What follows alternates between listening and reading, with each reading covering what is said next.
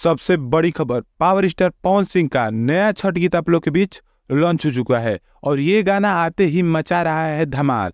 इसी पर आज हम बात करने वाले हैं। आपका स्वागत है हमारे चैनल में, लास्ट तक वीडियो देखते रहिएगा। अगर नए हैं तो हमारे चैनल को सब्सक्राइब जरूर कीजिएगा ताकि कोई भी भोजपुरी खबर आपसे छूटे ना। अगर ज्वाइन करते हैं तो हमारे मेंबर बन जाएंगे। मैं बता दूं कि पावर स्टार पवन सिंह का नया छठ गीत आप लोग के बीच लॉन्च हो चुका है। घटिए स्वर्ग लागेला इस गीत का नाम है, या गाना कहिए या गीत कहिए, इस गाने का नाम है। बहुत शानदार गाना है जिसमें चांदनी सिंह ने फिट किया है। फिट कहिए चाहे एक्टिंग की कहिए, इसको चांदनी सिंह ने किया है, इसको गाया है पवन सिंह ने।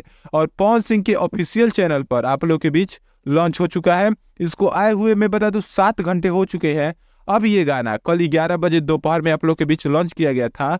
अब ये गाना व्यू की भी बात करूँ तो 1.5 लाख इस पर व्यू चला गया है और लाइक 51,000 इस पर लाइक चला गया है और कमेंट 9.3 हजार इस पर कमेंट चला गया है।